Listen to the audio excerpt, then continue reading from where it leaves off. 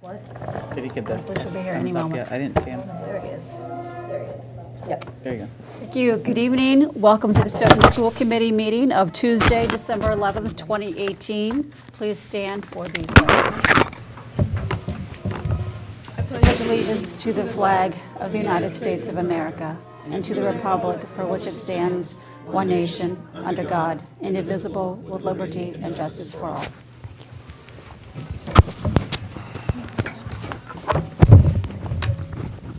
Thank you. And Anita, would you want to officially open or make? Yes, oh yes, thank you. And this, to remind me, yes, and tonight's meeting is being recorded on SMAC, as all our school committee meetings are recorded on SMAC. Madam Chairperson, I make the motion to open the public hearing on the fiscal year 2020 budget. Second. All in favor? Aye. Aye. Aye. Any opposed? Okay, so we will I proceed. also have another motion. We will Yes. proceed to the budget, but after a few other items. I make a motion to amend suspend the rules to move item 9, which is the FY20 budget, to be immediately following item 4, which is the school calendar discussion. All right. Second. All in favor?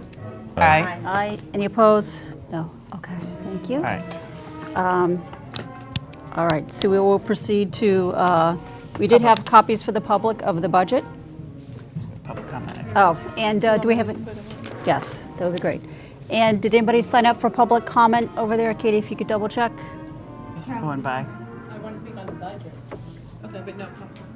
Okay, all right. So, and we do have a Stoughton High School representative with us. If you want to introduce yourself, I know that one of you is going to speak on a school calendar later, but if you want to introduce yourself so we know who you are. This one? Yes, that would be great. My name is Kara Perry. I'm a junior at Stoughton High School. I'm on the Student Council Advisory Board. So I'll be just giving you some updates on Stoughton High School. All right. Winter sports have officially started, so that's all in full swing now. Our student council is starting to meet about MASC, which is a Massachusetts-wide student council convention, which will strengthen our leadership skills for the upcoming year. And the seniors are starting to plan prom, the juniors are starting to plan their semi, and the freshmen just had a successful Halloween dance, I think, in October. So yeah, everything is going well. Sounds great. Welcome. Thank you, welcome. Glad to have you here for this all-important budget meeting. And Give you a copy of the budget next year. Dr. Izzy, maybe if you want to update us on the latest version of the budget and then see if people want to, We're On going the to calendar. do calendar. We're going to do the calendar. we're doing the calendar first. Okay. Sorry. Thank you. Go to your budget. All right, so I know we have a student who would like to speak to us about the calendar issues that have been in discussion concerning whether certain holidays would be eliminated. If you could introduce yourself and tell us who you are. And can we just have, Mr. Ford went to the the school council meeting of the high school, and that's how this all came about, too. Okay, all right. If you want to introduce Yeah, yourself. sure. So my name's Kiana Mills. I'm a senior at Stoughton High. And this was brought up at the school council meeting, the issue of whether or not to keep certain holidays in place as no school days. My take on it was I brought up the issue of a lot of parents especially feel that their students will be missing a lot of classwork, and I had mentioned that even when we don't have school that day, we are usually given work, and I offered the suggestion that instead of having teachers continue teaching during those days, if you do decide to go forth with this, that those days can be used as replaced with workshops, leadership classes, things of that nature to educate students on diversity and inclusion and make it more of a learning opportunity than just another day at school. Thank you. Interesting. Thank you for your ideas.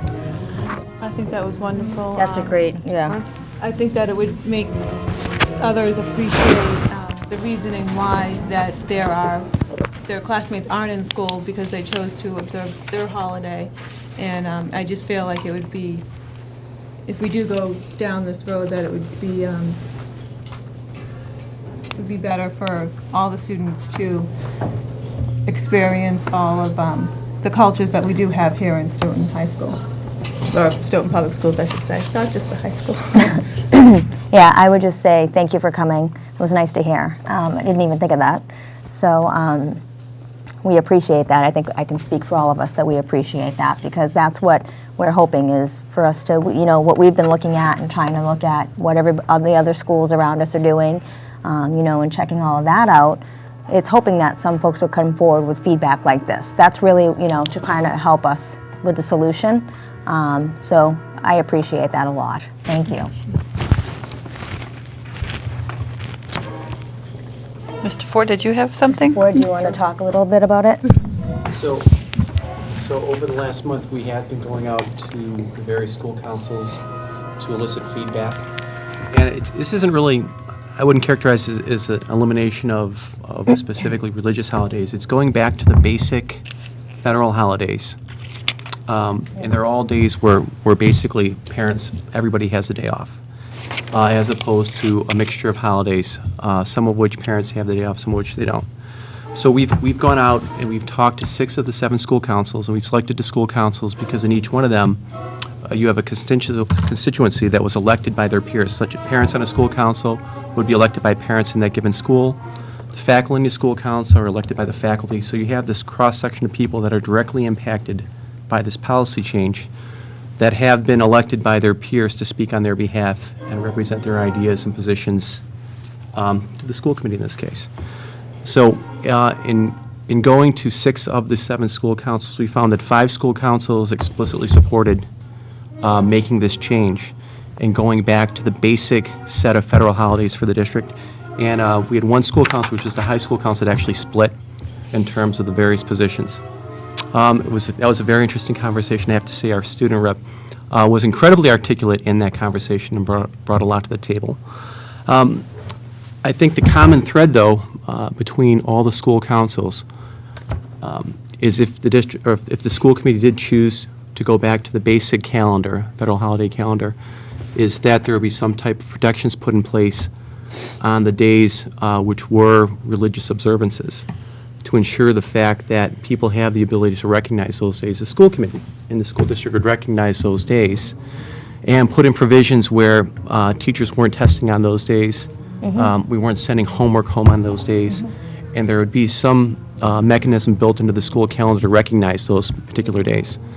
And in a lot of the conversations, they talked about even expanding the list of days from what we're currently looking at reducing from to address other religious holidays. And some of the councils, elementary councils, this was seen as an opportunity to actually expand what we recognize as religious holiday, and to promote a broader conversation than we currently do. And it just becomes, what is the mechanism by which the committee does that? Is it something we enshrine in policy? Do we set expectations? I believe the overall expectation would be the school committee, in fact, put a policy in place setting clear expectations for the district in terms of what you're looking for if you choose to move in this direction. Yep. And that's, I think that Katie, and so for folks that are here, Katie, myself, and Mr. Ford are part of that working group. And that's something that we've talked about, which is having a policy, being very clear about, expectations, but also I wrote down something that you had stated, which is ensuring that those holidays are listed on the calendars, like online, wherever, so that we're acknowledging that they exist, which we want to, and we currently do. So we've talked about all that, and I think that the thing that's hit me the most is having the student here from the high school. I didn't expect it. It's just nice to hear that. Although, you see the side of where it's impacting things, but also just coming forward and saying, maybe this is a time that we can actually look at this and use it for this purpose instead of this. And I think that is huge and something that, from a working group perspective, that's what we want to do. That's what we were trying to aim to do, and that's why the student councils were, school councils, were the ones that we targeted to go and see if we could get that feedback, any type of feedback from folks. So. It's appreciated. Thank you. As part of the whole fact-finding process, I've invited all the members of the Stoughton clergy to lunch on Friday. Yep. They have not all accepted, but there will be a group there, and I will poll them. And I've asked Katie to come to observe. Great. Very good. And then, Sandra, I don't know if you wanted to report, you had done some research on what other districts are using as far as holidays, if this would be a good time to report on that, or? I mean, I've said it at all the past 3 months in every meeting, so. Do it again. I've said Eventually it it'll over and sink in. over. So I looked at all the schools in Norfolk County, then I looked at the schools that touch our town. Okay. And I did a comparison of who has what off. I looked at the, federal holidays as well, because that's what we were striving to do. When you say basic, we looked at the federal holidays and really how does everything align. And then looking at that within, really it's the towns that are touching us. We wanted to keep in mind, quite frankly, we have staff in the schools, we have teachers, we have people that, when we were looking at the whole calendar and all of the days, how does that impact everyone? Right. So when we looked at that and we said, let's just focus on these days, right? We saw that that's been adopted in Easton over the past few years. It's been adopted in other towns. So that's why we looked at that and said, this will put us in line with the other towns that are around us. And it was just surprising to see that we had more days off than some other towns that had a higher population. So it was just interesting. So there was a lot of research and time that went into it to even talk about it. And we looked at everything. And then we kept in mind that when we start the school year versus other towns, because it's just contractual and we know when and we know why, there's reasons it's chosen. So things like that.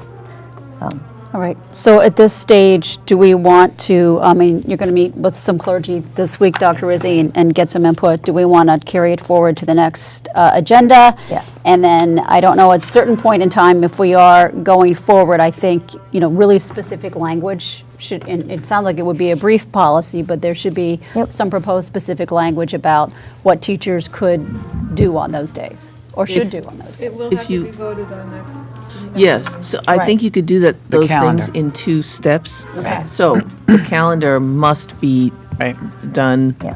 and it has to be completed and then given to the union for their input in early January. It's already, that's a drop dead date to have Right. the calendar in place. Right. That doesn't mean that you can't then develop with a little bit more time and thought Right. a policy about those days. The wording, okay, absolutely.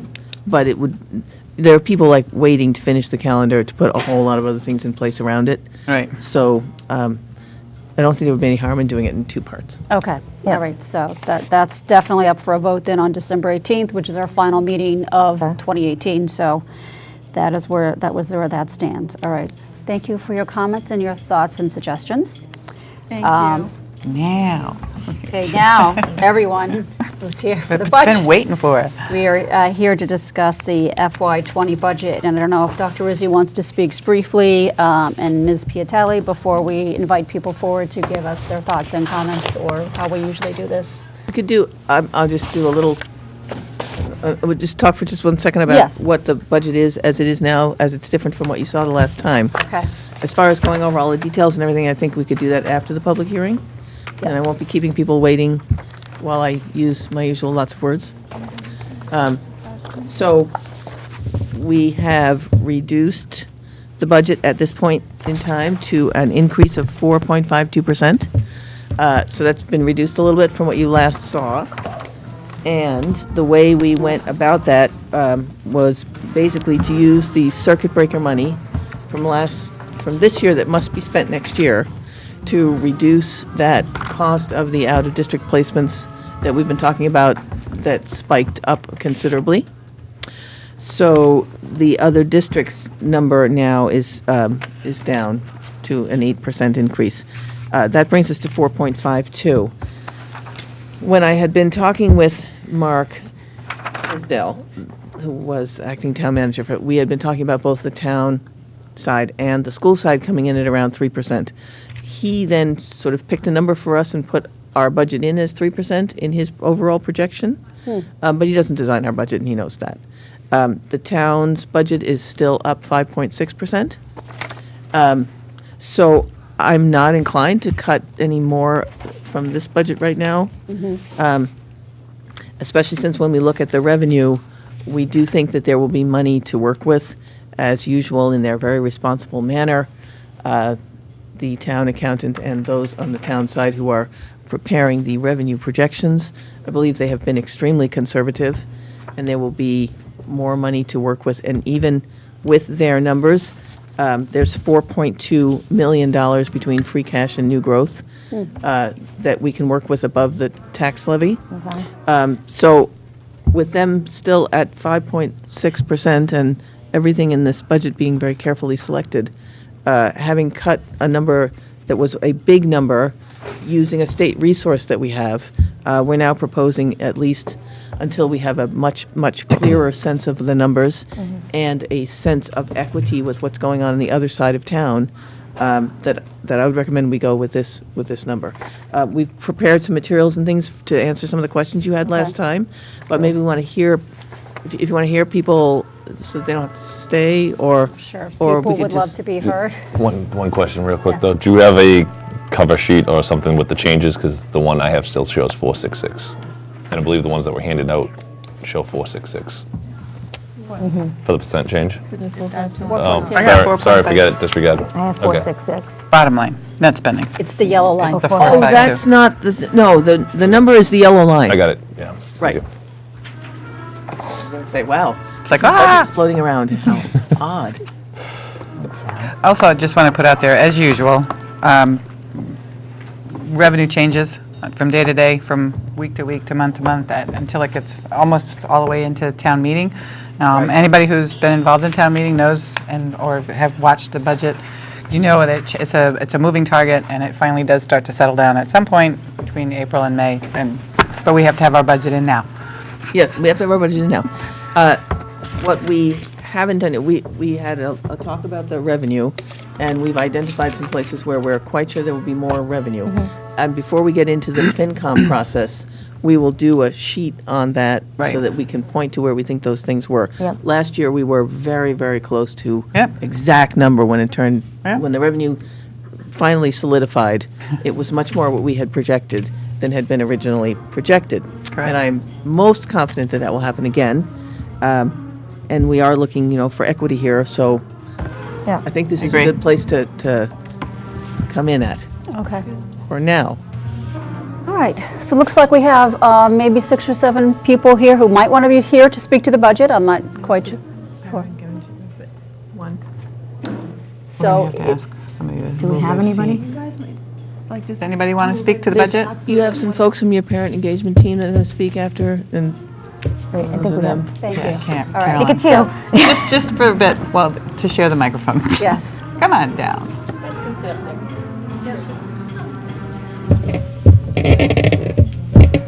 I have you state your name and precinct. I'm only kidding. Hi, I'm Carolyn Campbell, Welcome, and Carolyn. I have a couple of questions about the budget, and, well, more, I guess, questions and comments. And some of them are special ed related, and a couple of them aren't. So I'm in dual capacities here. First, I'm kind of disappointed to see that there's no drama teacher at the high school, at least in this budget. There's nothing for professional salaries for it. And I do know that the drama program has been growing tremendously. And it's a way for a lot of students to be involved and who may not be involved in other activities. My daughter is one of them. And I think that when I went to high school here, I know that was a long time ago, we had an excellent drama department. We did several plays a year. The school competed in the state one-act play, whatever it was called. We had a series of one-act plays competition between each of the 4 classes, as well as a musical and other things as well. There are an increasing amount of students that are interested in activities like those. It gets them engaged. It helped with my daughter, it helped having a community to transition up to the high school with, because it was, they tend to be very I can't speak today. You mean accepting, right? Accepting, yeah. There we go. Thank you. And, I think it's something that there is a push for and there's a need for, and I just would like to see it addressed at some point, because I think we do a lot with music, especially with the marching band, and that we have started to improve on the chorus and the vocal parts. But, there are lots of different ways that people interact with the arts, and not just through marching band. Yep. And sometimes I think we forget that the music program is not just marching band. Nothing against marching band. Absolutely not. I did it in high school, or the color guard, but hopefully those pictures never make it anywhere. We have them. They destroy, hopefully they get lost when the move happens. Okay. I do have a couple of comments on requests and about various, most of them are special ed related. Some of them are based on my own personal input. Some of them I hear from other parents as president of the CPAC. One thing that has come up is that, we see that, they've done it, Stoughton's done a nice job with the parent coordinators. However, there's nothing really geared to special education parents. And the CPAC is not, this is not a job for me.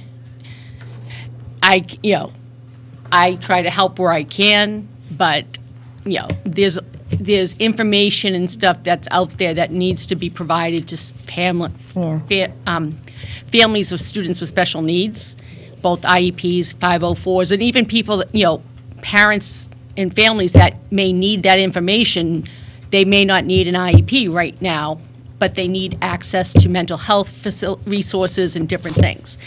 And there's nobody that really can connect with that group. And a lot of times, a lot of special ed parents, especially, if their children are more challenging, they don't really feel as connected to the regular school, and they have several more burdens. It's not as easy for them to go to the parent-teacher, the PTO meetings, because, they may not do as well in the babysitting offered by community service people. Or the timing is such, and, a lot of kids on special, needs, they have their schedules. And usually those meetings are at bedtime, especially for elementary kids. And you don't mess with bedtime. You don't change the schedule. So I think that, that is something that I would like to see, considered at some point. I know that most of it is not going to get considered this year, but I'm taking this opportunity. Can I just ask you a quick question? Can I ask a question during this? No, I I didn't think know you if this should, was a back actually, and so you forth. Yes, understand what she's Sorry, I'm thinking not and wi- talking yeah. about that. It's So- not, I'm not commenting. Yeah. Can I ask you just, so you mentioned like the coordinators, and then there isn't anything geared towards students with special needs. So you're looking for something in that program? Well, you Or have is the it separate? Parent the parent outreach. help. You have the parent liaison program. Right, that's what I'm All right. talking about. Yeah. They are. They do a lot, and they've done a lot, and brought some really good speakers. Yeah. But none of them focus on families with special needs. Gotcha. And there's a lot of resources and issues there that aren't the same as Right. families, who may not, there's a lot of different things that come up. And, we as a CPAC try to do that, as well as the special ed department. But, the teachers and everyone, they're busy with their job, and the CPAC is a volunteer, Yeah.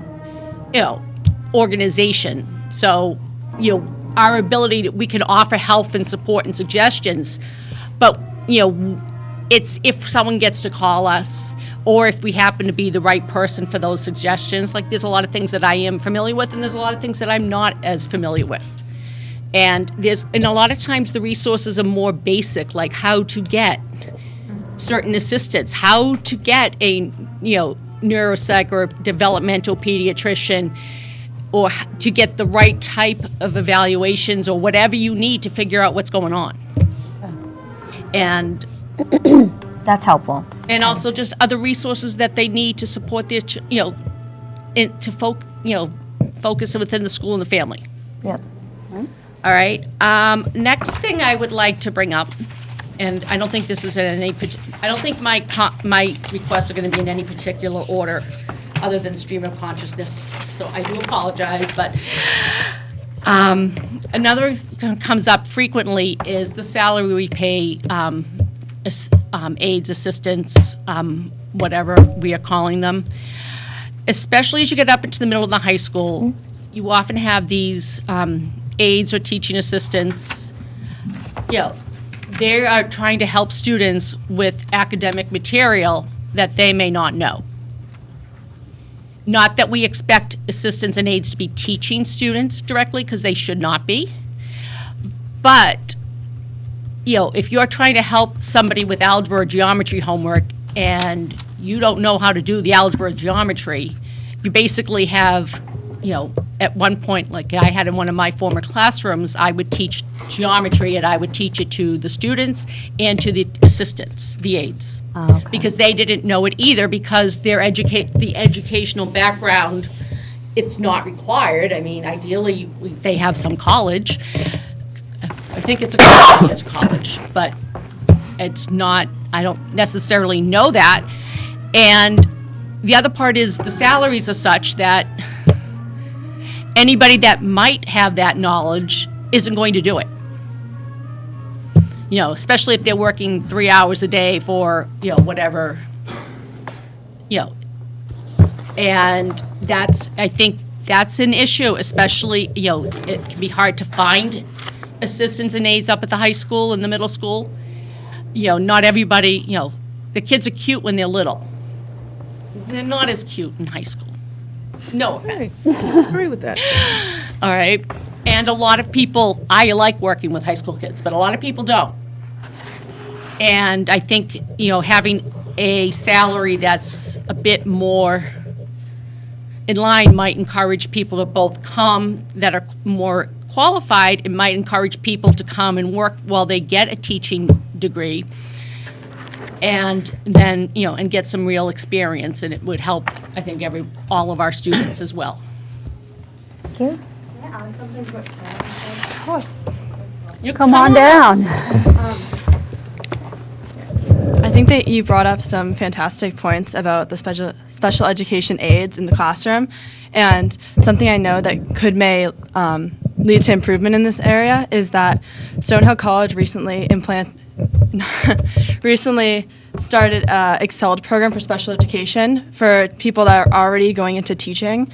So a teaching major for, say, English could take a 2-year Excelled program after they student teach and after they've got their degree in teaching for special education. So if they're looking for teaching opportunities, being an aide at a high school for children that need special education aides in that field could be very helpful for them. Mm-hmm. So if we would want to reach out to them to see if they would like to work as aides or student teachers, but being an aide instead of a traditional classroom teacher, because I know we already partner with them in their student teaching. Thank you. Could you just state your name for the record so our recording secretary gets who you are? Kara Perry. Thank you. If I could just say that before going too far down this path. Yes. There's a contract, the aides have signed it. Right. We've just had negotiations. There's not going to be any change in salary for aides at this point in time. That's Right, ready. well, I understand that, but I'm just saying, as the future goes, that is an issue that needs to be addressed. And, it's something that it does impact. The aides are often the person providing the direct services in a lot of these cases. All right, they're the ones that are going to the classes because we don't have co-teaching classes. All right, we don't have a true co-teach. We have very few true co-teaching classes. And so we have aides providing a lot of the support within the class, and they may be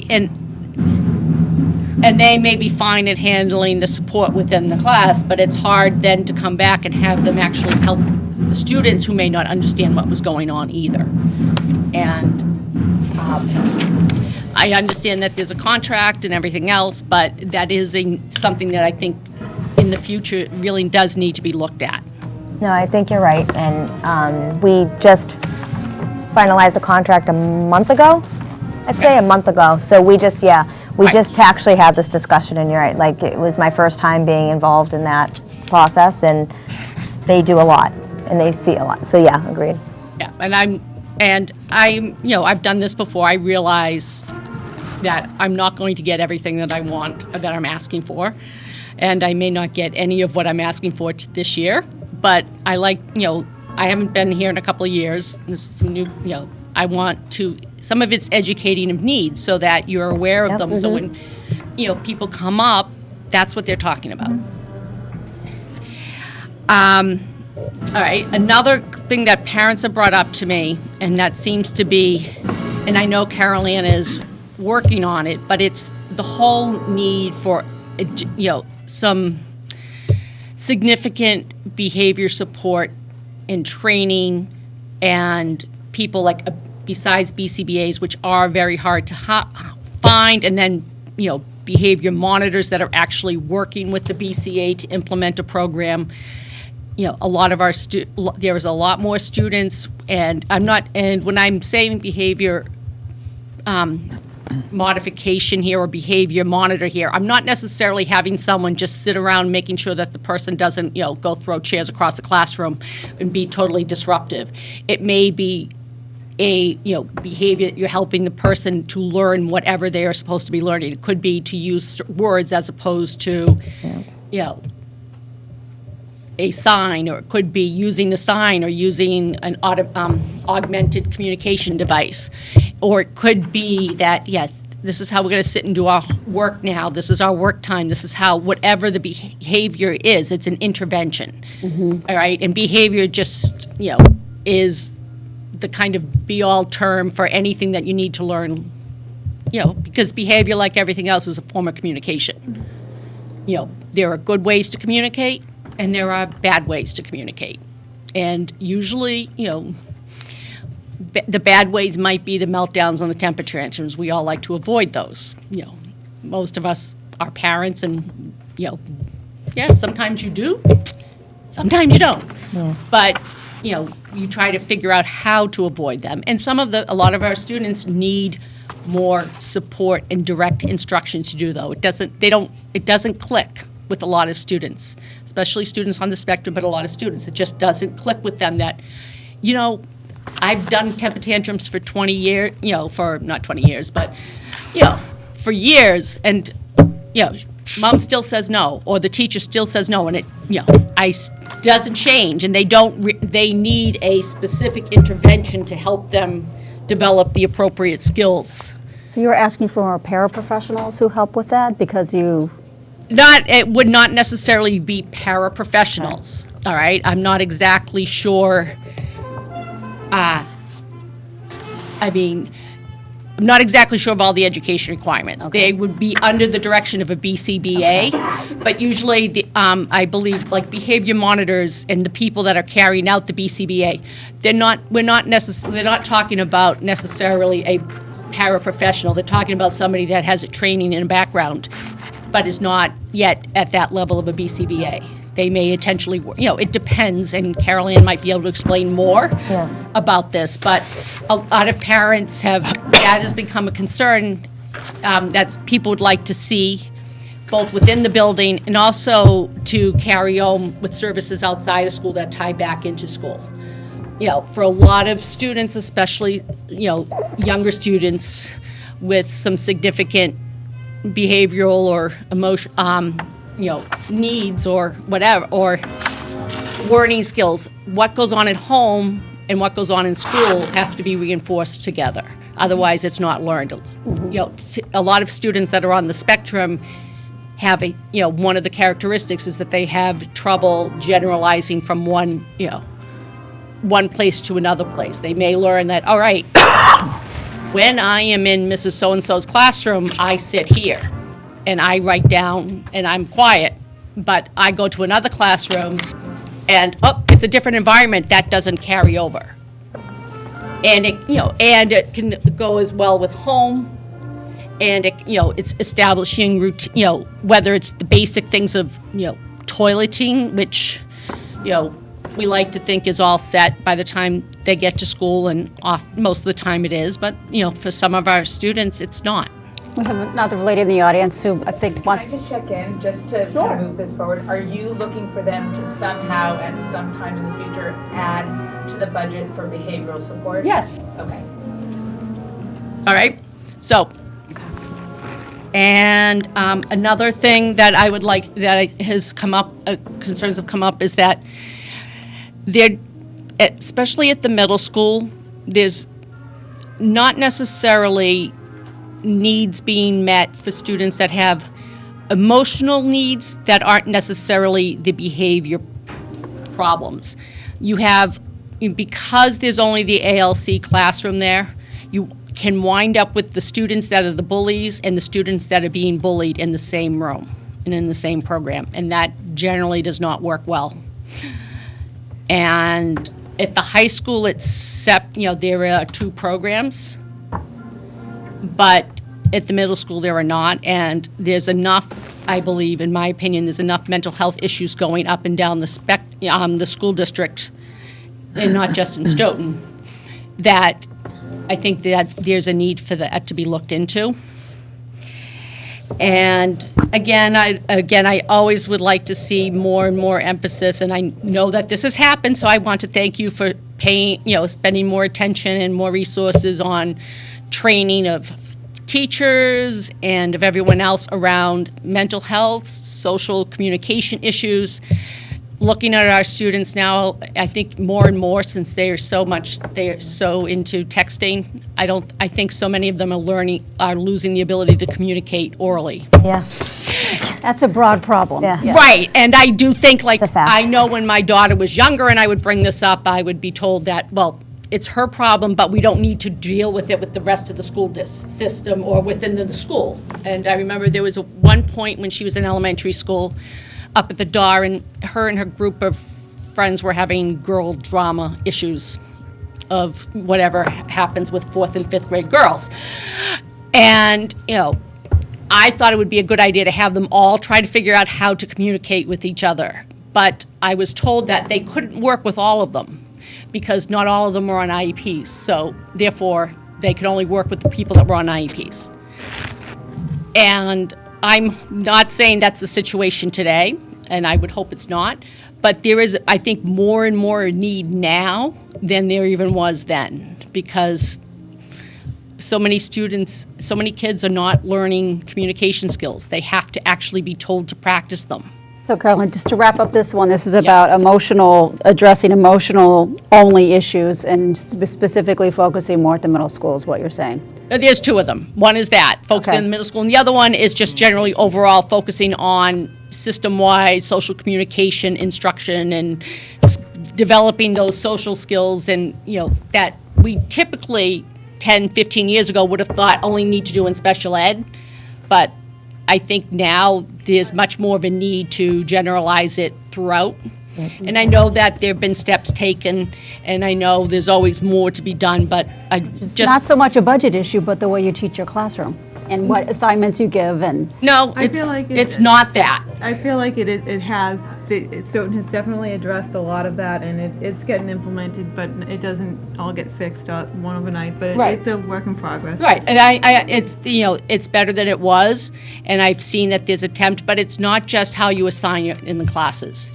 It's how you communicate people, how you teach conflict resolution, how you teach, those negotiation skills. A teacher can give an assignment, but if it's not generalized throughout the entire building, the kids don't learn those social skills. They just think it's something, you do when you get that type of paper. All right, it's Tuesday, we must do this day. And that's more what I'm talking about. And there's been some starts on programming for that and teacher training on that, which is really important, and I'm glad to see that. But I think, going forward, that's an issue that not only Stoughton, but, I'm trying to be proactive here, to get into place so that, and finally, the last thing I have is, and this is more of a question that comes up, is that there is a lot of confusion among people about especially students that are high functioning academically but wind up either with spectrum diagnoses or mental health diagnoses, and they wind up having trouble in school, but then they wind up not being found eligible for an IEP, but then they wind up getting services from an adjustment counselor, which is theoretically told only an IEP service can have.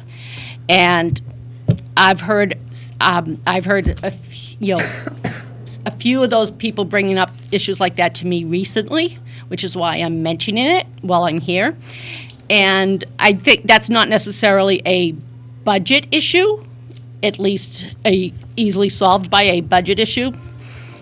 I'm sure it's a resource issue, but I think it's something that I think does need to be addressed, because if a student has, under special ed eligibility, it's not just if it's impacting their academics. It's impacting their ability to access the school environment. And so if they are not able to attend school because of a mental health issue, it's affecting their school progress.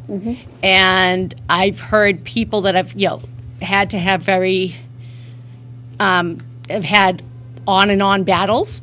And I've had people that they've sat at schools and been told that, oh yeah, we'll have you work with the adjustment counselor. We'll have you do this. We'll have you do that. But we're only going to give you a 504. And that's, the legality of that is questionable. I'm not going to say it is or isn't legal, but there would be a question there, and it's not good practice. And it's not good publicity. I think you're a little bit beyond our expertise, quite No, frankly. And it's also very specific as to specific individuals who obviously should try to resolve that through. Right. And all I'm saying is, I know it's not specific. I would not ever can tell people to bring an IEP question to the school committee. It's not the forum, nor is it your expertise. Right, and it's not our However, jurisdiction, quite frankly. it's not your jurisdiction on individual cases. It Right. is your responsibility as the the policy, the board that oversees. policies, responsible, but is responsible for overall operations of the Stoughton Public Schools. You are our elected representatives. in a policy way. But that's, if you start talking about Section 504 versus IEPs, like that's just way beyond what we would get involved in. Right. And please talk with the administration, or have those parents, of course, talk their issues through with the administration, and hopefully they can get some direction. But unfortunately for the parents, if they're talking about a particular IEP issue with the administration, they have to follow the IEP process. Right. Because, that's a dispute, there's a dispute resolution process built into it. Right. So it's all done on a team decision. What I'm asking as the overseers of policy is to is to investigate that, to see if it's going on and to do something about it. Okay, thank you, Carolyn. And that's all I have. Thank you. Thank you for paying attention to the budget and for paying attention to the overall issues that with special education, and for obviously being a volunteer with CPAC, because I'm sure that's very helpful to many parents. Do we have anybody else who would like to speak on the budget from the public? Oh, absolutely. I love having a student come up and speak to the budget. Thank you. This is more of a question. I can only speak on behalf of the high school. Okay. I noticed that for the budget revolving substitute teachers, Yes. I know at least at the high school we do have a problem with that, where a lot of our classes will go into overflow in the auditorium, in the cafeteria, and I was just wondering if that allows for any kind of fluctuation between how many subs you can hire, especially because I know that when it comes down time for things at the high school, like clubs and activities, a lot of teachers are discouraged from, becoming advisors of all these clubs, because some of them take time out of the school day. They need to run, practice things for students, or they need to do other things that would take up, prep periods and things like that, which they can't find coverage for.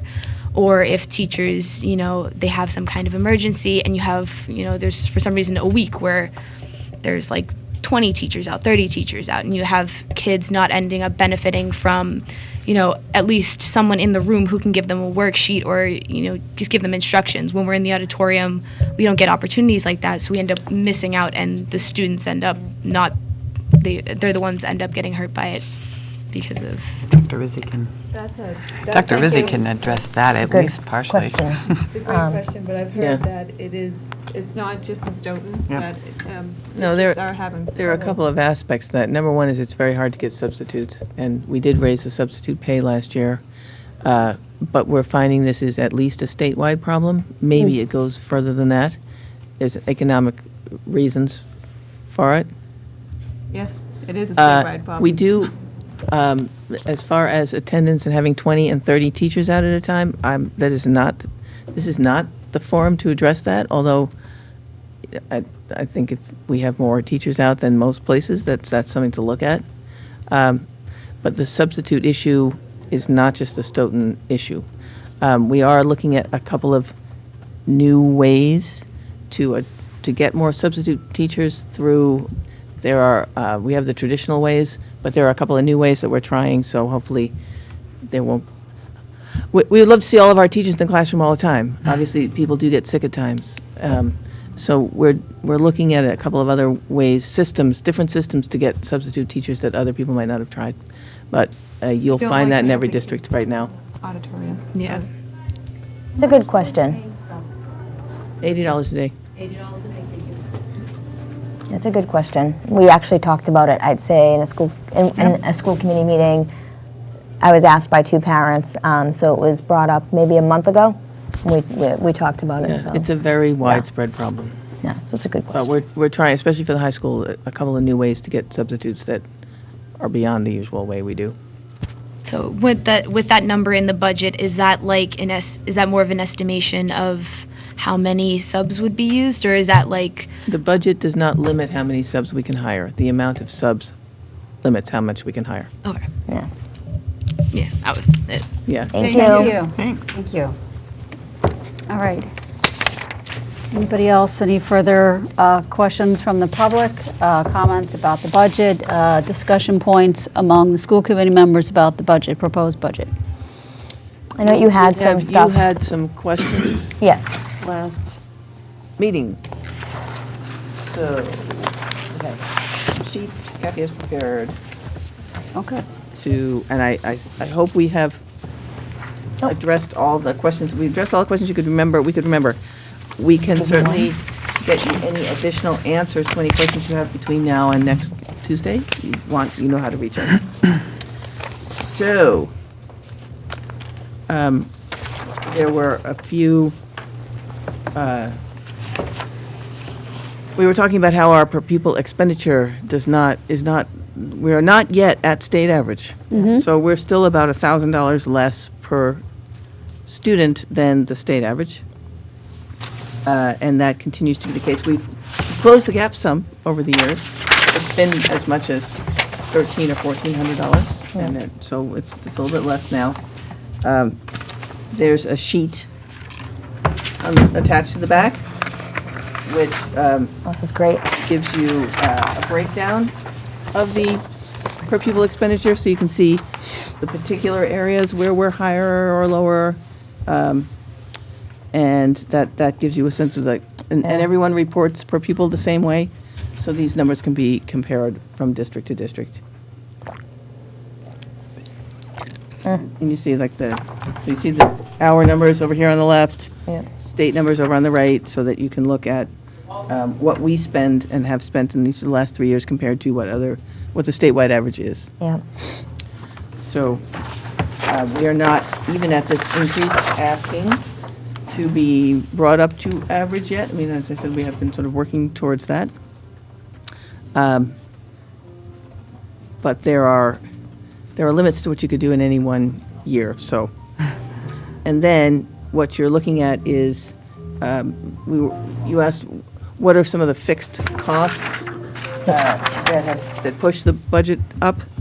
And our fixed costs particularly include the contractual increases, which generally we keep our contractual increases at or lower than 2.5%. Have recently been able to do that. Utilities, fixed cost, not really much we can do about it. Out of district tuitions, we've talked about significant new unplanned out of district tuitions happen and have happened to us recently, and they do. and transportation, because special ed transportation is a requirement, and our regular ed transportation is governed by contract. So whatever the increase is there, we have to do those. Now, as far as the new things that we've proposed in the budget, so I think it was Mr. McDonough who asked for a list to just discreetly look at them all in one place. But we usually try and do this for you every year anyway. So the ELL teacher, based on the number that we've seen of incoming students who don't speak English, and what we know absolutely to be the case is that the sooner you learn to speak English, the better you just can thrive in the curriculum. So that's why that's there.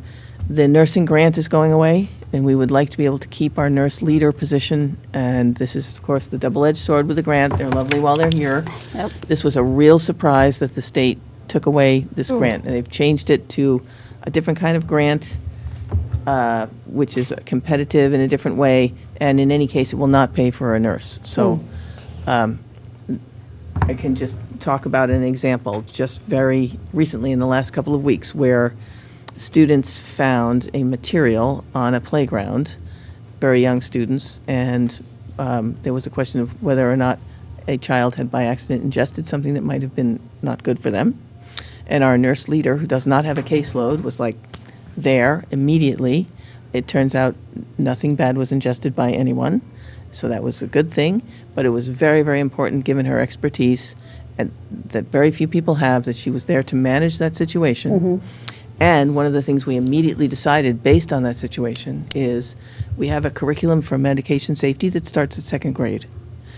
From that afternoon, we began retooling it, so it will now start at preschool. Wow. So it's going to have a different age-appropriate component, literally starting with 3-year-olds, because when a kindergartner picks up something, we realize that 2nd grade is not soon enough. Wow. So having that person in place, who happens to be, in this case, Sally, who's, we know, superlative, but in any case, when that kind of thing, it may not come up once a year even, may not come up that often, but when things like that come up, Right. and having that person in place is invaluable.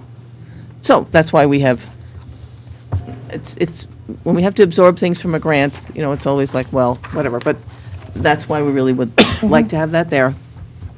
The teaching assistants have been specifically requested by the SPED director based on needs that she sees in certain areas. So that we thought was very important. Moving the data specialist so that it is not in Title I at all anymore, it's just a portion of a salary, gives us more flexibility with that position. And since the Jones School will now be occupied by quite a few more humans on a daily basis, their sharing a custodian with the South School will not be sufficient to meet the needs of the building. Absolutely not. So that was there. no-brainer. And then we've gone down a roughly a 1.2% by reducing the special ed out-of-district tuitions with the circuit breaker money. Yep. Okay. That's a good summary. I appreciate that. I think that sort of gives us the bullet point changes to absorb. Questions from the school committee? Comments? I think at this time we have to table the open hearing until next time, or do we, because we You don't close the hearing. Yeah. close it today and then Close vote the next hearing, time? And you vote next time. Okay. Motion to close the public hearing for the FY 2020 budget. All in favor? Hi. Aye. Aye. Any opposed? Opposed, thank you. We are good to proceed with the budget. And now, if I'm following our chart correctly, we have the superintendent search process update. I'd like to invite our consultant, Jim Hardy from MASC, to give the public the update. And some of us have been seeing a lot of Jim recently. Appreciate all his help last week. Did everybody get one of these? They were Joe at the tables. Oh, yeah. They were at our seats. They were on there, okay. Good evening. Good evening, and thanks for your patience. That's okay. Thanks for being here. I once had to do a presentation to a school committee following a student musical performance. That That was a no-win situation. Very pleased to be here tonight to bring you up to date as to the status of the superintendent search. All told, there were 21 applications submitted for the position of superintendent of schools here in Stoughton. The superintendent search committee, of which there are 4 members present tonight, reviewed all 21 applications and identified 8 to bring in for preliminary interviews. After the interviews were completed last week, the committee deliberated and selected 4 candidates to be presented to you as finalists for the position of superintendent of schools. Before I go into the names, let me just say, all the candidates mentioned to me after the interviews that they enjoyed their experiences and they thought that the search committee was very well represented Stoughton very well. So you picked really good people to serve on that committee, and they did a great job representing the town. The finalists that were selected are Dr. Portia Bonner, is currently serving as an educational consultant, but she's a former superintendent in East Haven, Connecticut, and New Bedford, Massachusetts. Mr. William Burkhead, who is currently serving as a principal at Monomoy Regional High School in Harwich. His previous position was a middle school principal. He's also been a elementary and high school physical education and health teacher. Excuse my voice, I still haven't recovered from my Still cold recovering last from. week. Dr. John Marcus, who's currently serving as the Assistant Superintendent for Informational Systems and Administration for the Sharon Public Schools. Might be a name that's familiar because he served a little time. He's a principal here in Stoughton at the Hanson Elementary School. And the 4th candidate is Juliet Miller, currently serving as principal here at Stoughton High School. She's been, previous positions are assistant principal at King Philip and assistant principal at Apponequet High School. So those are the 4 candidates that the search committee unanimously selected to move forward. And now the ball's in your court, so to speak.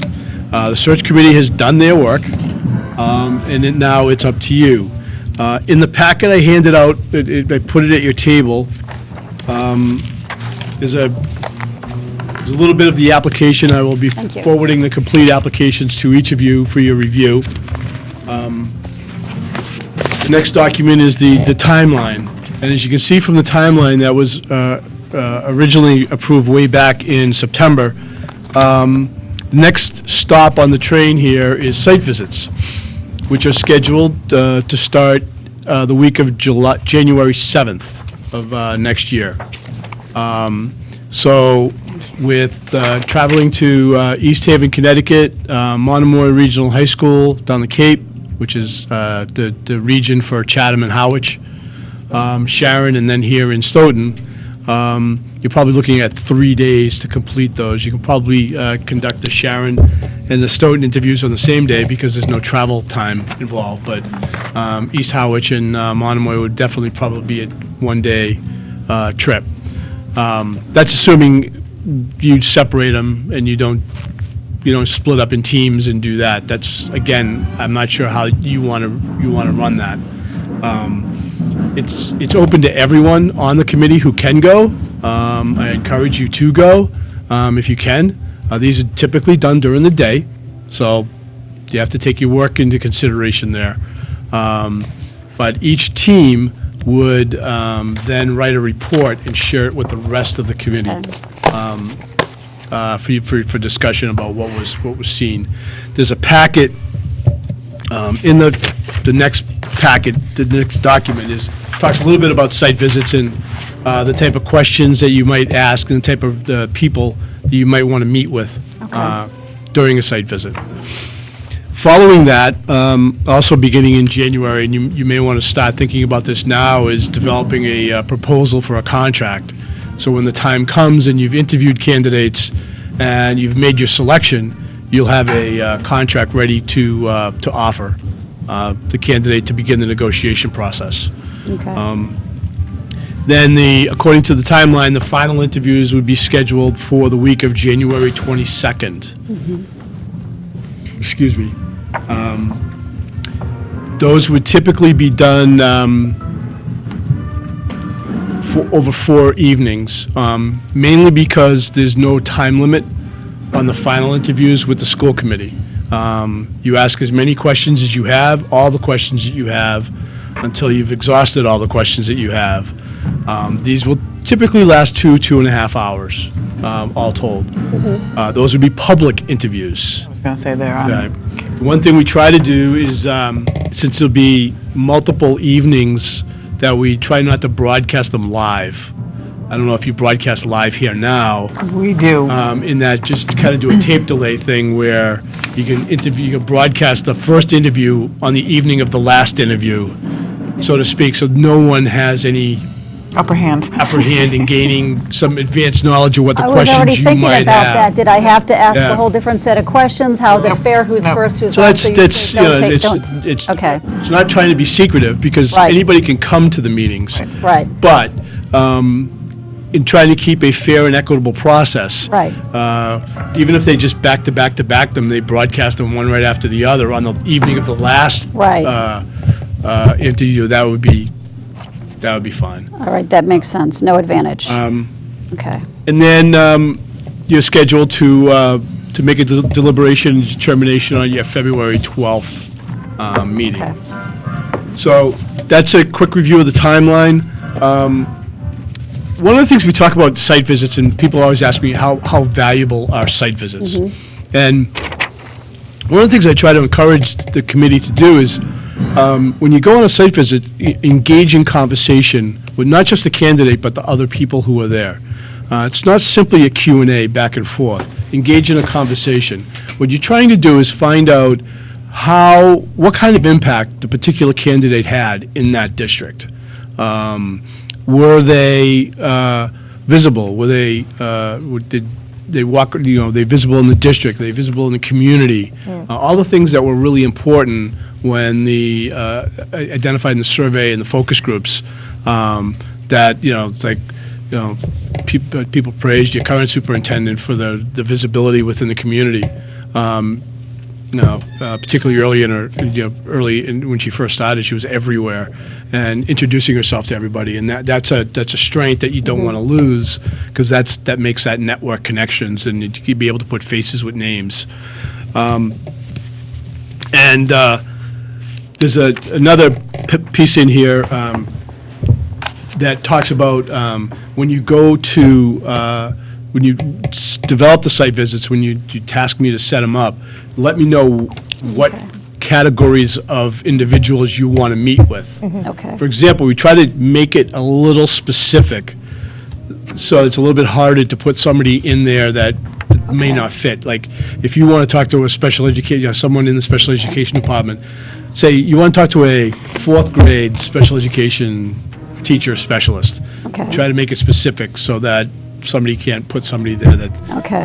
And then same would be true if you want to meet with someone from the town government. Be specific as to who you might want to meet with during that period of time. These little gatherings might be 3 or 4 people at a time. The teachers together, administrators together, their current supervisor, maybe some school committee members. And in addition to the people you meet, you can also get a list of people that you can contact and call over the phone. And have conversations with as well. And that could be part of the site visit as well. And the site visit packet talks about how you can do that. Did you say the candidate is there during the site visits? They're there, but they're not in the Okay, room. okay. Meaning they're I didn't think. the host for that day. Okay. So you're basically probably gonna stay in one place. Okay. And they'll bring people to you. Okay. And then they'll introduce the people, and then they'll step out, and then you'll have your conversation. Right. You'll have, maybe opportunity over coffee or maybe over lunch to have a casual conversation with the candidate. Okay. Which is a great way of getting to know the person and find out, what are their hobbies, what do they do to relax, those type of things.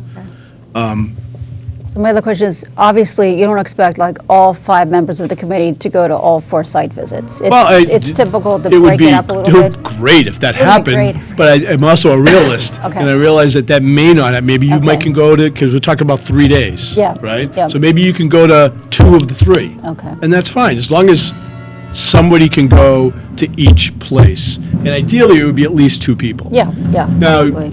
you can bring anybody else you want. I know a number of the search committee members indicated they would love to Yep. go on a site visit. It's just simply a question of if they're teachers, how do you get them out of school for the day, and substitutes and things of that nature, because, substitutes, they do the best they can, but they are no substitute for the classroom teacher, so the students are the ones that would be affected with that, but some were parents that might have availability, and so forth, so. Okay. The idea being, during that week, take a look at your calendars, and come up with collectively 3 days that Everybody can do. you might be able Or to. most of us. Take a look at. Now, the 7th is a Monday. So if you wanted to say, take away Monday and Friday and look at Tuesday, Wednesday, Thursday, or would Monday and Friday be easier for you? I don't know. I mean, it's easier for you to take a day off from work on a Monday or a Friday, or I'd stay away from that first week in January because everybody's coming back Right, from the break. Right, so no, I agree that's- with the week. That place. makes sense. But we should then email you as to what dates we might be available to go to Right. what places. Right. Okay, everybody's got Jim's email, I guess? Have you been copied on emails from Jim, or maybe you haven't? Okay, all right, so. I'll get it. Business cards? I'll grab business cards. Okay. All right. So, yeah, just let me know of those during that week, what days do you think you can get away? And is Okay. there a particular place Right. you'd like to go visit? And I'll try to arrange your schedule with the locations. Okay. And match it up that way.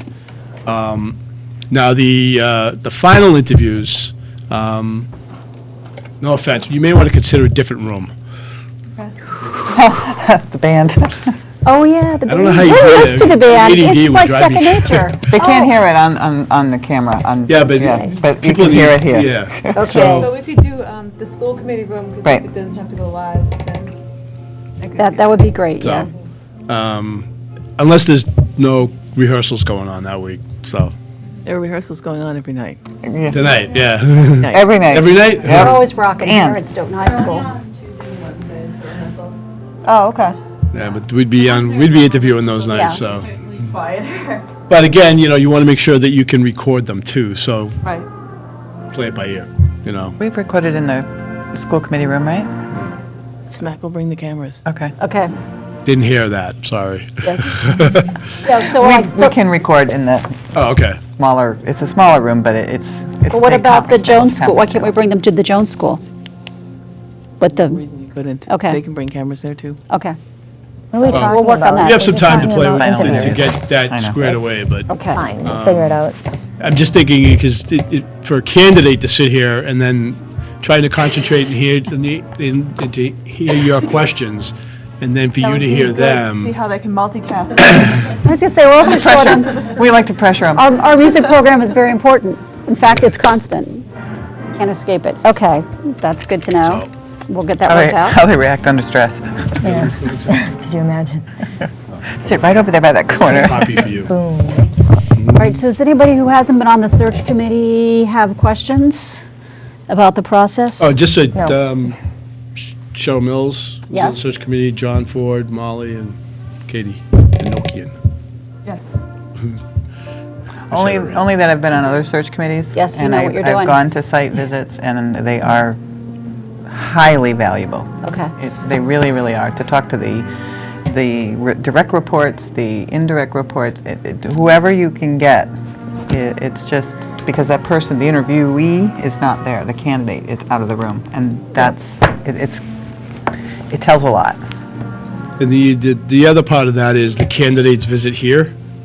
Who would be my contact person to set that visit up? Katie? Thank you I'm for gonna drive volunteering. them around, so. No, but I mean to set up the schedule for the day. Oh, no, that's not me. Mary? Try Mary Shea. You have her email, right? Yes. She's the Dr. Rizzi's assistant and the school committee's assistant as well. Can I just say before we wrap up, I wanted to thank everybody who was on the search committee. I was Did a really great very job. impressed with, the thoroughness. Everybody was prepared. Everybody was there. Certainly want to especially, we had staff members, obviously, from the district, but I also want to thank the parents, Cheryl Mills, Elise Lamott, and Marguerite Mitchell, for giving of their time. And it really was a good group, and everybody is really getting together for the right reasons, and hopefully, and I also do want to thank all the people who interviewed and gave us their time, because, we really had a lot of fine people to talk with during that week, all 8 people we interviewed, and it was a tough decision, quite frankly, to narrow it down, and I really appreciate them stepping forward and spending time with us, and it was, quite frankly, it was great to meet all of them, and we really appreciate them putting in their application as well. Okay. Okay, thank you very much. All right, so We will start sending you emails right away, I swear. Right we will. away? Yeah, right away. Within, by like Friday. by Friday? Yes, is that soon By enough? Friday? Yes. Yes. Okay. We'll tell you our availability. Because I need time to set these up for those candidates. Get it. Oh, I know. We got it. District. And if you Get leave it. a stack of business cards on the table, I will. I'll make sure that we get your email Are you the address. point person for this, at this point? You're the point person for the site visits Yes. for the 5 of us? Yeah. Okay. That's why we hired you. You want this Well, work. That's why you, yeah, that's Yeah, exactly, it's that's a part lot of of my work. job, is to set these up for you, Yes. so that you just get a list. I'm going to go here, here, here, and here, and, Tell me where to go. yeah, Right, that's exactly right. right. And this is who you're meeting with. so. Yes, great. Well, we look forward to And then that. if you read through the site visit packet and you look at the list of suggestions or possibilities, if there's somebody that you really want to see, let me know. Okay. So that I can make sure that that person or that whoever fills that role in that district Okay. is there for you to meet with. Okay, All right? great. Great. Thanks, Jim. You're welcome. Appreciate it. Thank you. Yes.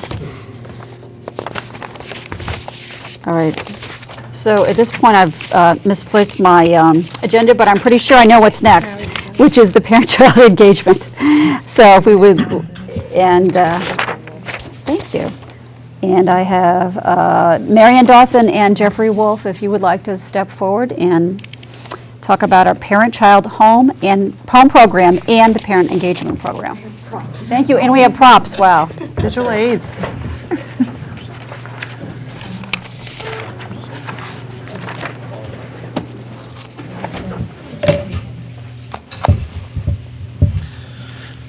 First, I'd like to say thank you very much for inviting Marianne and I to this. We enjoy coming and presenting our programs to the school committee and to the town and to the superintendent and everybody who's here, so thanks. Marianne asked if I could go first, so I'm going to talk a little bit about the parent engagement program. I think I sent you something that goes over the different events that we have. I also have some of the resource guides that we provide for parents, the summer resource guide, so that you can take a look at that. What I want to do is just kind of go over the uniqueness of the Stoughton School Department in that they have a parent engagement department. I think when I say that to a variety of different people, they're sometimes a bit surprised. To give you an example, I recently had Dr. Elizabeth Englander come to do a presentation on digital citizens, and I told her what my title was, and she was pleasantly surprised that there was somebody that had a department for parent engagement, because I think she feels it's so important. And so it was something that I think the Stoughton School should be proud of, that they have a department that really goes out and tries to encourage parents to become more active in the school. So I want to just start off by saying that. So we have family events that we do throughout the year, and you've seen quite a few of them. I'm going to just kind of highlight one or two. The Kindness Quilt Night we had recently, last month. So each elementary school had an event where they made kindness quilts. It's based on the book, The Kindness Quilt by Nancy Elizabeth Wallace, thank you. And so we actually even got those books and we raffled them off to a parent. So yeah, we thought that was a great way of having a program that was good for parents to get involved in acts of kindness. I'm going to hand this over briefly to Kathy Billow, who has something that she wants to show everybody. So as Jeff said, each parent liaison held a kindness event at their school. And that was combined with writing letters to veterans and Stoughton seniors. And then each student made a paper quilt square. So this is the Gibbons School Kindness Quilt. At the same time, we had each student make an additional square. And that square was assembled by myself, Carolyn Curtis Mahoney, who is the representative for the DAW and the South, and Susan Lyons, who's the representative for the Wilkins and the Jones. And we put those all together and created a community kindness quilt. And that quilt measures 5 feet by 7 feet and is currently on tour in town. It started at the Council of Aging this week, and it'll stay there for about 2 or 3 weeks, and then it will move to Town Hall. And then finally at our brand new library, which I'm really excited to have it be there.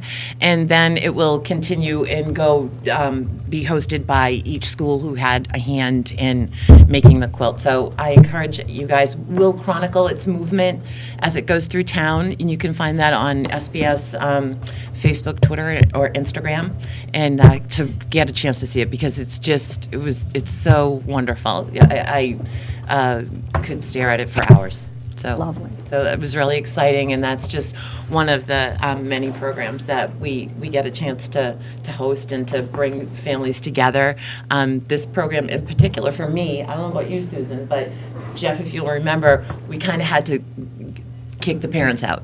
Because they were just having so much a nice time getting to know one another in a relaxed atmosphere, and it was really great. So I just want to say that we're proud to be a part of this program. I don't know what you're talking about. My kids didn't make about 8 of them. I think Joe's got a couple squares on my quilt out there. So thank you all for having us. Thanks. Thank you. And then the other event I just want to talk briefly about is the Family Volunteer Day that we did back in November, where we had Stoughton families donating a lot of stuff for the veterans over at the Brockton VA Hospital. They volunteered to go to the middle school and put all those care packages together. There were over 40 of them. This morning I brought all those things over to the VA Hospital in Brockton. They were thrilled at how much stuff that we had provided. There was someone from the Brockton Enterprise, so there'll be a story in the Enterprise about our donation effort to the Brockton VA Hospital. And it was just good to be able to do a community project that helped our veterans. Mike, the veterans agent, was there. So it's really good to do those kinds of events where families are volunteering. It's part of I got a grant from the Points of Light Foundation, which is President Bush's volunteerism foundation. And so it all kind of came together and really was a great event. So I think that's something that I'd like to try to continue to do year in, year out, is to do something that helps our veterans. And then the other parent presentations that we have, we had social emotional learning in the home, and I know the teachers had social emotional learning in the classroom, so we're working on those issues that I know the CPAC, has talked about. So we do try to work on those social emotional issues and train parents and teachers. And then the other things, the parent liaisons do an awesome job with the weekly parent newsletters, giving them great information for parents for the weekend. We have the resource guides that we do, and then all the collaborations that I and the liaisons have with staff and all those things really makes it for a great program. So thanks. Any questions that anybody has? Well, with Carolyn being here, it's still fresh in my mind, CPAC specifically. Is there, and I don't want to add to anyone's plate, but a parent engagement, not necessarily separately, but to incorporate CPAC parents? Yes. So the social emotional learning in the home was taught by, our speaker was Jane Harden, who's a special education professor at Simmons. And she asked me to specifically invite the CPAC to come to those. And there were many parents that came from CPAC that were at that program. And as a matter of fact, Carolyn came to the one with Dr. Englander. And she really liked that one that we had. So yeah, I'm going to try to work with Carol Ann a little more and see if we can't come up, because I know there's a variety of different speakers who can speak on different topics. That'd be great. And I'll work with Carolyn too to try to find the right topic for the parents. That'd be Great. Thank you. I just want to comment on the parent presentations. Those all look like fabulous topics, and I'm sure like there's a never-ending well of really important topics that parents would appreciate and need education on. Yes. And it just sounds like that's definitely worthwhile, and I'm glad our school district is doing that because it's not an easy road, it's not an easy path, and there's obviously a lot of things out there that could be troublesome for children. So the more you can sort of get parents thinking about it and talking about it and listening to experts, I think that's great. So I do appreciate those presentations as well. That's great. Yeah, Dr. Englander, I'm hoping to bring back because she was terrific.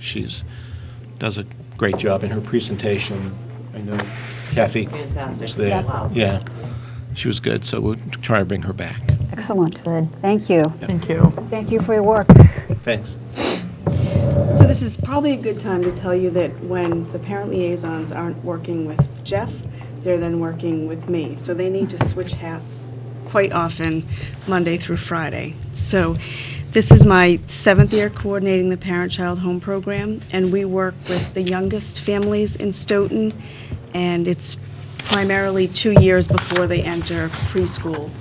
The goal of the program has always been to close the readiness gaps before they enter preschool, because a child that enters preschool with deficits becomes a first grader with greater deficits, and you know how it goes. So we try to identify the most needy families in town that need the most resources, and we, for 2 years, commit to them bi-weekly visits, bringing, I feel like I've already said all this to you, bringing a book and a toy, and we go over how to create a language-rich home to really beef up the language that they're exposed to. Some of the facts are that a child from a language-rich home entering preschool will sometimes have had 1,700 hours of reading to them compared to a child that may have had 25 hours. So for any of us that have read to our kids, we understand that it's not just reading at night, it's snuggling with them, it's closing their day, it's that whole strengthening of the parent-child bond. So when you take a group of children that haven't had that, they're not only language delayed, but they're early numeracy skills, social emotional skills, really everything inhibits their success. So I did bring some props because I feel like you need to see some toys. Every Monday when we sit together as a staff, we talk about what toys and what books we're bringing, and then we sit together and kind of figure out how to make, it's almost like a little toddler book group. We talk about sitting with the parent and going over what pages to pause on, what repetition to bring about, wonderful vocabulary, some concepts that might be new to them. So we come up with this as a staff, and then the home visitors go out and they do their first visit of the week, and they model those behaviors so the parent can use them during the week. The second visit, the parent takes the lead, and the home visitor sits back, and the parent shows us what worked well, what new things they came up with that we didn't even think of, and just generally talks to us about how everything was used in the home. It's very easy to tell if the books and the toys have been used in between visits, because that's what we need to happen, is we can visit twice a week, but that stuff needs to be done every day. And so we love, sometimes a parent will bring out a book and say, oh, I'm sorry, there's Cheerios in here. And it's like, that's great. If you've brought it in the car, if you've brought it to Grandma and Grandpa's house, we just always say, we buy durable books, so just enjoy them. So our families work hard.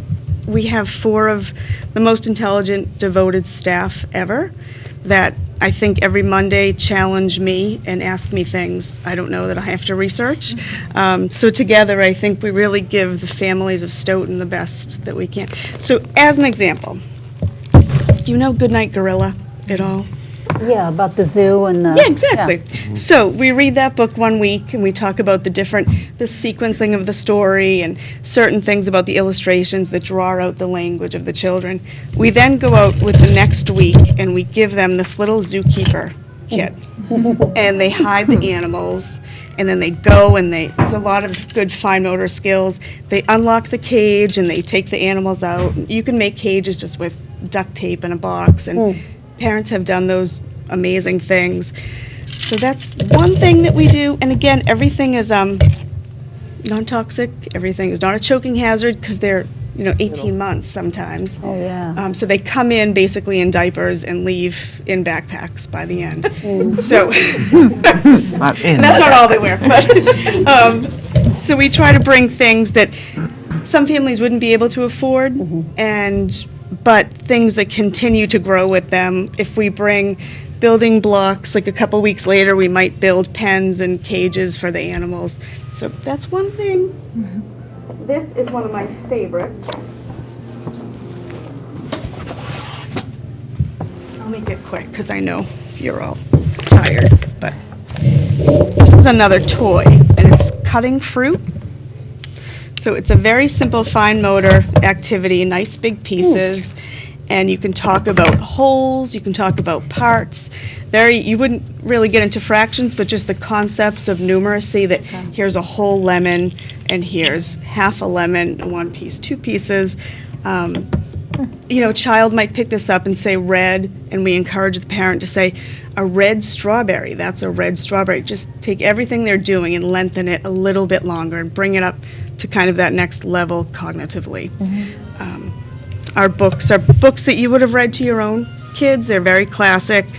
They have wonderful vocabulary, diverse storylines, characters. We have one book that was written by one of our liaisons. Wow. And actually, the whole PCHP National, which is, around the world, uses this book now. And it's just very lyrical and poetic. And in the back, there's examples about nocturnal animals, so you can really read it to an older child in the house, too. So we very carefully choose our books and toys. And that's about it. At the end of 2 years, we put them in backpacks, and hopefully they go on to soar. And the nice thing is we're housed in Jones, so then we see them. Okay. So they come in and they look like they're ready to take on the world. But we've helped about 100 families since we've started, and really the impact, I think, has been quite amazing. We've seen some parents go on to be school council members. Some very parents nice. have gone back to school. So I think a lot has come from it. Speaking of that, do you follow your students, for lack of a better term, We do informally, and I think... I do. No, I'm just thinking from a data perspective to follow their progress. So I think informally, we're finally starting to get some data. We can ask things like, do the parents come to the parent-teacher night? Do they come when you're discussing literacy night or math night? But for the most part, we're so close with our families. And then the nice thing is wherever they go for elementary school, they have a familiar face because the parent liaison was also part of the parent-child home program. That's great. 7 years, Marianne. I know. I have to mention the part that Dr. Rizzi wants me to mention. This is a cost-saving program. I always forget that Point part. on budget night, yes. But truly, I think if you take a look at special education, and we want to reserve that for children that truly have learning disabilities, and sometimes a child with a language deficit can present as if they have more cognitive neurological issues. And if we can weed those kids out and kind of fill up their bucket before they come, then you're maintaining easier numbers in special education and preserving that just for children that truly need alternative means. Right. It's cost saving. Well, I think it's great either way. Yeah, no, I think it's enormously valuable, and I think, the more investment, the earlier, the better the child is, and the family, and the whole school district, and the community. So I really appreciate your work, and I love the program, love everything about it. It's great to outreach and to try to help those families. And I will say it's been, I would almost say, visionary of various iterations of the school committee for 7 years to help us continue to run this program. And it wasn't every school committee in the world that would say they could get it, why we would want to start with 2-year-olds. And you all did. That was very, I think it's been, it can seem like a no-brainer decision, but it's not a decision everybody would have made, and it's just been an excellent one all around. I don't suppose, Kathy, you want to tell the bookcase story again? I was just going to say that. Do you? It's like a ritual. Has everybody heard that? Well, we have some turnover now and again. Repeating. And people watching, as parents age in, and we have new groups of folks watching. So this is my 6th year with the program, and my very first year, I had a wonderful family. I was kind of new to what was going on, and it was this very dedicated and engaged mom, and we just had a quick, easy rapport, and it made a great bond. And if I've since switched cars, so people can't track me. I'm not driving the big red van anymore, but I like to take a ride around the neighborhood, and I fancy roadside treasures. And one afternoon or evening, I drove by a bookcase, and it was small, and so I thought, well, this would work great for this family that I home visit. And I texted the mom just to be sure I didn't want to insult her or make her uncomfortable. And she said, "Oh no, Kathy, that would be great. I would love that so much." And so I loaded the bookcase in the back of my van, and I brought it to her. I cleaned it up a little bit at home, but I brought it to her on my next home visit, and before the end of the day, she had texted me back with a picture of the bookcase. She had cleaned it, and it was a short little bookcase, and so she put it right in the living room, like the centerpiece of the living room, that the books now were accessible, and they had their own home library. And she was so proud of that, and I was so proud to be able to help her with that. And yes, we do follow our students, and he's in 3rd grade now. Oh, great. Yeah, and he's doing great. Yeah, so Great. yeah, it's wonderful. Thank you for letting me share that story. It's a favorite of mine too. Yeah. Thank you. Thank you. Thank you. Thanks. Great to have you all talk to us. Thank you. And I have to say, for those who have not been here long enough to remember, when I started, the president of the STA was a science teacher named Susan Cogliano. And I will say, Susan Cogliano and I had our differences, to put it mildly, over the years. But we agreed when that, long ago, the Race to the Top grant came out, available through the state, and it was a federal initiative. We decided to apply together because we would talk about, well, what could we do with the grant? And it turns out you can't actually do parent work with the grant, but we were able to switch out some of our own money with the grant money so that we could get this program started. And Susan and I had a team of people and worked for about a year to put together the program, and that was 8 years ago. And so we've had we had a little seed, and then it's been growing ever since. So she was, we talked about, well, what should we do with the grant? And she said, well, no matter how hard we work, no matter what we're able to bring to children, it's always going to be better if the parents work with us. So we were like, okay, let's do that. Absolutely, absolutely. All right. Next on our agenda, we have future meeting please for the Stoughton School Committee, and I'm not sure if we're in a position to decide that or not because of technical issues. No, I think it sounds like we need more research on that question. Okay. We table that? Ms. Miller wanted me to speak on that. Oh, she did. Well, Come on down. you waited here for a reason, so come on out and speak. I almost fell. So in my discussion with Ms. Miller today, she actually had some suggestions for the new meeting place. In the new high school, our TV studio will be smaller than this TV studio, so it might not be ideal for meeting spaces. But there is going to be a black box theater, which will be used for mainly photography during the day. But it would be a great place, she said, for meetings if you want to conduct them in the high school itself. And she also said that there may be other rooms where we could use, like, have the meetings instead if once we, like, go into the actual high school. And so you might have a better idea of that, since a lot of the rooms will be modified and smaller than they are right now. Okay. Thank you very much. Thank you. All right, thanks You for, can stay there. thanks for We're- the I think we're report. about to- All right, so On I on the same guess, topic, are there certain locations that are being thought about that we're not all? I assume, just for the record, we're doing it at the high school because that's what we do now, and it's welcoming environment for the families. That's where we're based out of, and that's where they go. So I didn't think it was going to be, I saw the emails, like a big to-do. Yeah, the Jones is a possibility. The conference room there will be a lot bigger than the conference room you have now. And that is a lot cheaper to wire than the Black Box Theater, which would be $20,000 in a change order to wire So, up for you. we could wire the Jones to be For a lot live, less. ready for live. Well, I don't know that, so That's a question. I thought that was possible, but now we're not sure if it is or not. It's not possible, so that's why I say I think there needs to be more research. right, right. No, Oh, this- and this just to, wasn't, sorry. No, this wasn't a discussion that was up before, so I'm glad it's coming up now. But it wasn't on, like, we didn't discuss it at the building committee. There's also what hasn't, I mean, so now that there are all these ideas out there, but then there's also potential for other places. The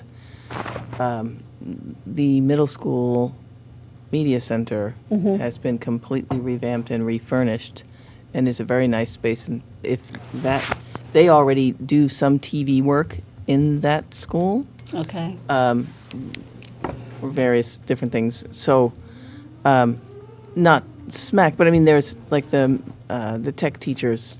So can I, They do broadcasts around the building and so on. So that's a nice building which doesn't have evening activities. So you wouldn't want to say no, we can't have theater in the Black Box Theater because we want to have a meeting there. I mean, but I guess, how did this come about where we've been building the new high school for a while? And we knew we were based out of the high school. I knew we had a media room, and I assumed that's where we were going to go. So how, like, the where in the library? discussions, The TV, Like- the TV room, the TV studio, this Yeah, this the room stu- is on the third floor in the new building. no, I know And that, I that's get the that, but my challenge. question is, Oh, because it's not accessible. right, my question is, But like, it- in the then it discussions with the opens building because we committee, have to where has open- this come up? So that, it's No, just it interesting that the hasn't. school committee's misplaced in a you know? That's right. it hasn't come up because you meet in here because this room is here, but that doesn't mean that all school committees meet in the high school or ever have, or all school committees in all places all over the state meet in the high school either. It's not. Right. Right. And when the MSBA builds schools, they would never make a school committee space in a high school. We would have had to pay for that extra. No, that's understood. None of but- those things really got talked about. So I guess it's for the school committee to really discuss and figure out, like, what the different options are. I just started seeing that stuff. You can have and- a working group. Yeah, and I think to look at what those options are and a cost benefit too, because Right. like you're saying, it doesn't, from a cost perspective, to wire something, if it's not gonna work and we can't go live and things like that, that we need to make sure that we're able to do for people as well. We need to take that into account.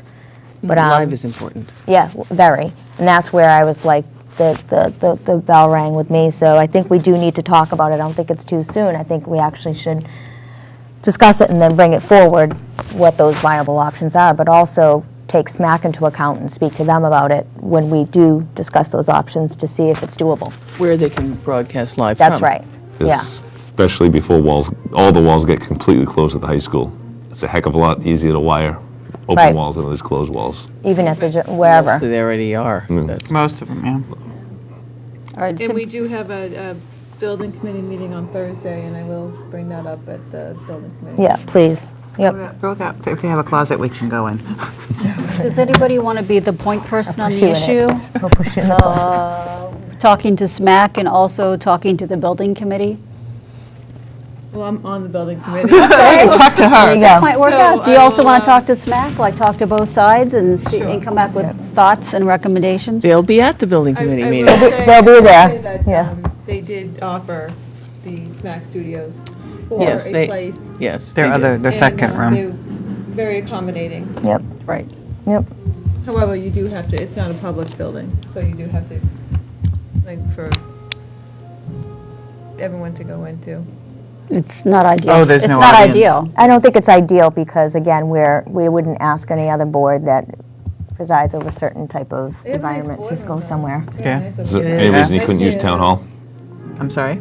Any reason you We have can't the use same, town hall? Tuesdays is the same meetings, Yeah, they always have meetings over there. Well, At No, the they same- have meetings every Tuesday. every Tuesday. Yeah, that's true. You know, They're supposed to be the opposite. They're supposed to be the opposite. They're supposed to be Yeah. the- they're supposed to be They the do opposite them of all the us. time. Right. Yeah. They have finance committee. Well, it's the and- same with our high school and town meeting. Couldn't do it, it was booked, so. No, they're not broadcast live. All right. All right, so Katie, you're a point person. Thank you. Number 8 on our agenda, policy discussion session. These are the 4 policies that have been presented once, correct, Mr. Ford? They've already been presented once? That is correct. We're presentation number 2. This is the discussion session. Discuss. And just to refresh your memory, these are the 4 policies the school committee has in place that provide civil rights protections to our students and employees. And what we've done is to simply updated the protected class status to include pregnancy or pregnancy-related conditions. Okay, now I understand why we're doing this again. Okay.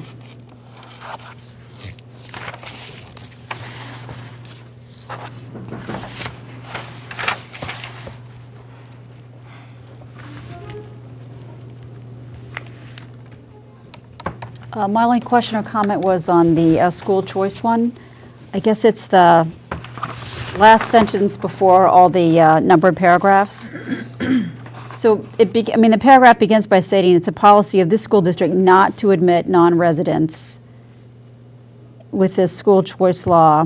But then the sentence, in the event the Stoughton School Committee votes to participate, the following conditions apply. Votes to participate in what? It's like an School incomplete. choice. So in other words, I thought the first sentence said that we're not going to participate in school choice. That's what the policy says. That's the policy. So if the policy says we're not going to participate in school choice, then why do we keep talking, then why would we go on to say, in the event we do decide to participate, we'll have all these conditions? Because there's a state law that Every says year you we have vote on to it. every year. And every year we have to vote on it. Different boards, someone else might.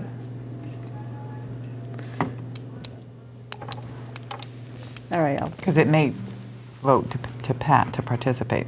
In other words, it's been our policy. oh, the policy stays the Correct. same, but somebody next Correct. year could vote to participate. And so we have the policy that says, should you Correct. vote differently than what we Yes. have now? Then it changes. Here's all the conditions that are our Right. policy, Yeah. okay. Fine.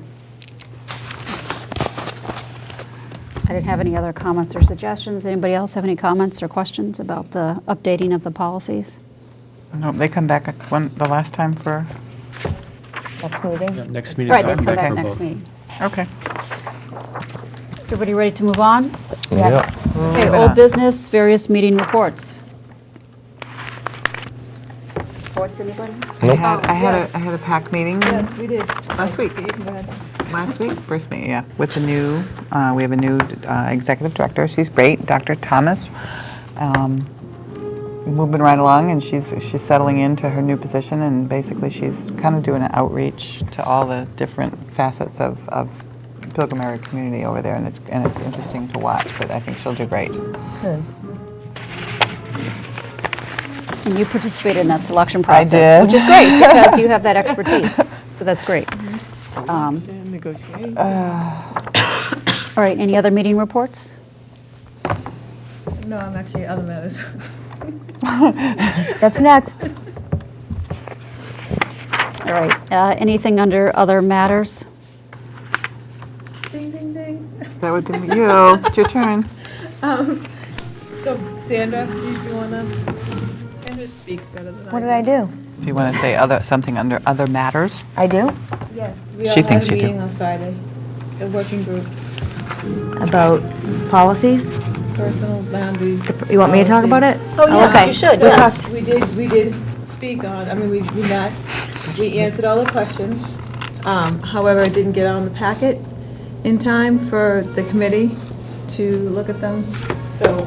The frequently asked questions and answers, is that what you There were mean? a lot of them. Yes, the questions and They weren't answers. frequently asked, but they were asked once. Okay. That was enough. We answered them. The Q&A, okay. So, I don't know Sorry, if it's you want late. to put that on the next agenda, so you can all have it, I don't know how you want to work it. Yeah, we worked really hard to try to ensure that we stayed true to what we all as a committee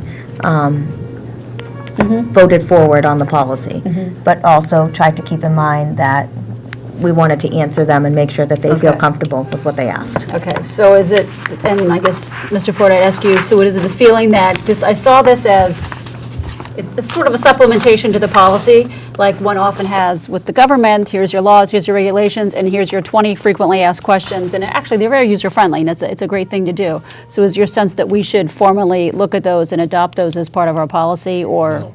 Okay, that was my question, because I wasn't sure when I read them. So this was a response. So when we rolled out these particular policies, we actually took a half of our full-day professional intake and had the principals go through the policies with their faculty. And what I asked the principals to do was compile all the questions that were asked and then to send them to me. Okay. Then what we did as a working group is we compiled all the questions. We condensed questions that were asked in more than one form, and we answered all the questions. We also agreed to provide these to the Stoughton Teachers Association to distribute to their membership, so that any kind of questions people might have, we can answer them. And we didn't answer all the questions because there have been questions all over the place, and some we condensed where maybe we didn't give people specific questions, but we did our best in a 15-page document to answer virtually every question. Took a long time. And the other thing is, if we miss something, people can simply come to me and Okay. ask me the question. Okay. And I feel confident I can answer their questions. But what we'd like to do is we did send this out for everybody to take a look at it. If people had questions, concerns, wanted to provide some input. We'd like to give this actually to the teachers union this week. Okay. So, Before you do, Katie and I still have one thing to caucus on. There was one piece of it that we wanted to talk about. Katie? So before you send it to them, she and I will touch we base. can certainly do that tonight. But we do want to provide that because we did agree to do it. Okay. And then I know Katie had said she wanted to just have a discussion about this. Just a quick one, I went to, actually Anita walked in the Florida once, which I have to say kudos to you because it was freezing. I was at the OMS afterwards and I got approached by a senior who had asked me about, they do like little gag gifts to students, to teachers. It's like $5 or under, and they were told that the school committee said you can't do that any longer. So I just wanted to say that, no, that's incorrect. You definitely can put those gag gifts on those teachers' desks, that's not part of the policy, but I do want to reach out to the students. I want everyone to understand what we're trying to do, and so all questions we would gladly take. Thank you. Pretty much. Thanks for that clarification. So when I read through them, I thought, I sort of was really thinking through the questions and the answers, and, there's some judgment calls there, but I would fully endorse the way you answered them. I thought it was very well written. I thought you nailed it, so I'm perfectly comfortable with you giving that to the STA. Great. And in answering all the questions. Nice. I'm so excited. This is the first time, yes, high five on TV. I feel it's important, even with our working group, as an administrative team, we went through all the questions and compiled everything and formulated responses, but we did want to ensure the fact that our interpretation of the policy lined up with the school committee's intent. Right. So, we actually spent almost 3-4 hours Long going time. through question by question and re-talking and talking out the whole Yeah, thing. yeah. And as simple of a question may seem, there can be a very complicated exchange in terms of what the intent was and how to answer that particular piece. So I think this is a great piece to provide to the faculty. I think it provides a lot of clarification. Yeah. And it also, it opens the door for future dialogues, and if people don't feel as if their question was answered or they don't necessarily understand what the intent was, they can simply come right back to us again. My door is always open. I can take any question they have, and we'll give them what they need to feel comfortable with the policy. Policy is there. I think the main thing is to provide guidelines, clear ones and expectations around that, and that's it. It's not to, the vision or the goal, at least what I feel it's not to set anything up or to, you know, be exact to one specific incident. And I think that a lot of the questions and things that come up kind of, we took a step back and we're able to answer that and also look at another policy. But I just think that's important too. So that example that you mentioned tonight, Katie, I still am trying to react to that. I didn't realize that that happened to you, but definitely that's not the intent of what we're trying to do here. No. Trying to help absolutely not. everyone. Excellent. Thank you. So thank you for your work. Thank you for your work, all of you in the working group for, Sandra and I also did the working group with the union on the social media. That was 4 hours long. That was 4 hours long. I spent a lot of time in high school, I think more than I did when I was That's what I hear about you. That's what I hear. But yeah, So- we did that. So that's, So that will yep. be coming Yep, shortly. that's coming shortly. Okay. Yep. wow. Thank you for that time dedication as well. I think we're ready to move on to acceptance of minutes for November 13, 2018. If we will go to the regular meeting minutes of November 13, 2018.